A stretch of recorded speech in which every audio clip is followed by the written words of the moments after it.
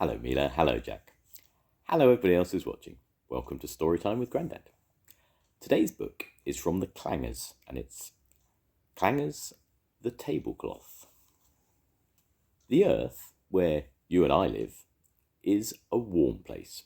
It is wrapped in a blanket of air and clouds which keep in the warmth. The little moon where the Clangers live is a cold place. Inside their moon, in the caves and caverns, where Clangers have their bedholes and eat their blue string pudding, it is always warm and pleasant, but outside, the soft blue rock, which is the surface of the moon, is always colder than ice. Some creatures would find it very cold out there, but the Clangers, with their fat pink bodies, well fed with green soup and blue string pudding, don't mind the cold at all. In fact, they rather like it. Tiny Clanger was sitting quite happily on a cold little hill, talking to the music trees when she heard a strange rattle-rattling noise. It was a noise she'd never heard before, and she turned her big round ears and her long nose towards the place where the noise seemed to be coming from. Rattle-rattle, rattle-rattle. The noise was quite loud. Tiny Clanger ran towards it. There, in a small crater, she saw a bunch of 3 froglets. They were trying to huddle together to keep warm, but they were shivering so much that their hard bodies rattled together like empty boxes. "You are cold," cried little Clanger. Rattle-rattle, rattle-rattle. Tiny ran to a lid and clanged it open. "Small," she shouted, "Small, bring some blue string pudding for the froglets." "What for?" whistled Small from somewhere inside. "The froglets don't eat blue string pudding." "Don't argue," shouted Tiny. "Just bring some." So Small Clanger picked up the big pan full of hot blue string pudding and staggered out with it. "Froglets can't eat blue string pudding," he said as he put down the pudding pan. "Froglets' mouths aren't meant for eating things like that." "They don't eat it, they wear it," said Tiny. She took an end of the blue string from the pudding and tied it around the middle of one of the froglets. "Round you go," she whistled. "Aha!" laughed the froglet as he twirled round and round on his stalky legs like a cotton reel, and like cotton winding onto a cotton reel, the blue string pudding was wound round and round him until his middle was quite covered in a blue string overcoat. "Aha! Ha! Ha! Ha!" laughed the other froglets as they hopped forwards to be wound into their own new overcoats. "Are you warm now?" asked Tiny Clanger. "Aha!" sighed the froglets happily. They bowed to the Clangers and yark bonk, yark bonk, yark bonk. Away they hopped across the cold rock, leaving wisps of warm steam behind them as they went. "Goodle morning, morning," said a burbly voice behind the Clangers. They turned around. "Good morning, Soup Dragon," whistled Small and Tiny. "You got a hot bloodle stringly pudding?" asked the Soup Dragon hopefully. "No, I'm afraid the pudding pan is empty," said Small. "Empty?" said the Soup Dragon, peering into the pan. "Is bloodle stringly pudding all eaten up?" "Not eaten up. Gone away," explained Tiny Clanger. Small and Tiny carried the empty pudding pan back into the living cave, while the Soup Dragon, feeling rather disappointed, wandered away, muttering to herself, "Would have liked a bit of stringly puddling. Nicely hot little puddling." Inside the living cave, Mother Clanger was standing beside the dinner block. The tablecloth was laid on it, but the pan of blue string pudding was missing. "Where is the pudding pan?" she hooted. "Here it is," said Tiny. "But where is the pudding I made for our dinner?" "I borrowed it," said Small. "Borrowed it? Where is it now?" "We wrapped it around the froglets." As you can imagine, Mother Clanger was not at all pleased to hear that the blue string pudding had been used to make overcoats for the froglets. But when she heard how cold the froglets had been, and how much better they felt in their new overcoats, she agreed that it had been a good idea.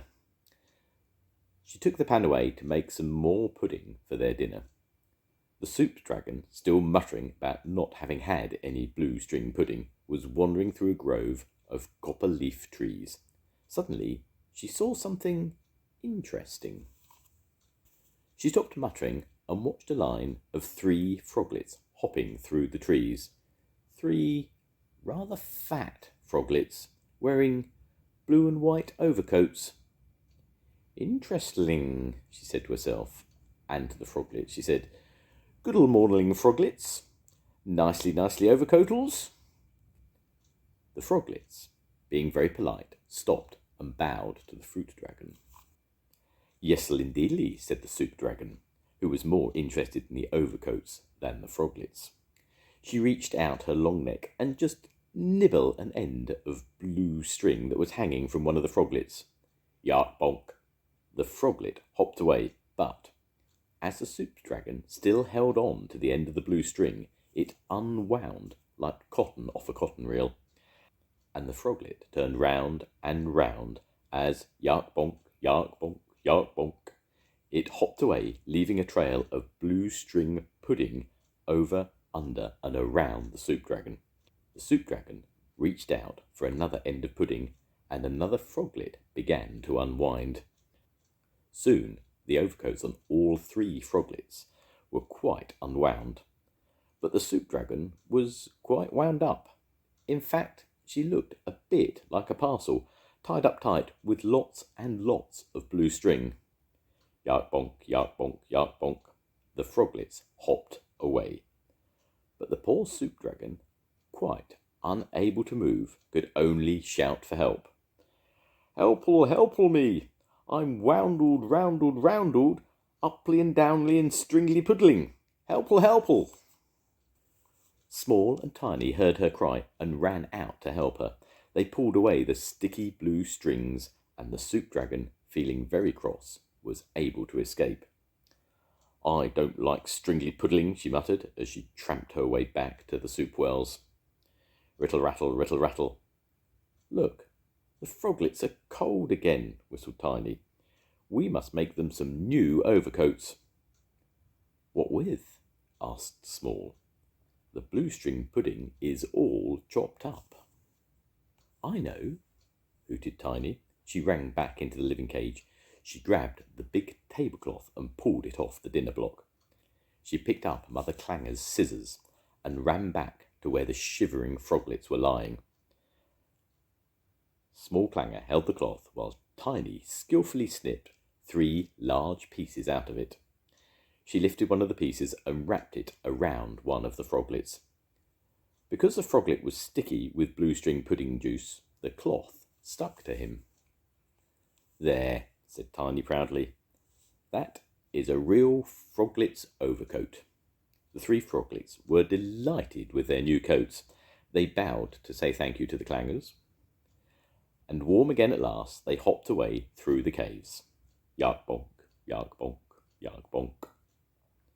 Then Mother Clanger's voice was heard through the cave. "Where is my tablecloth? Has anybody seen my tablecloth?" she called.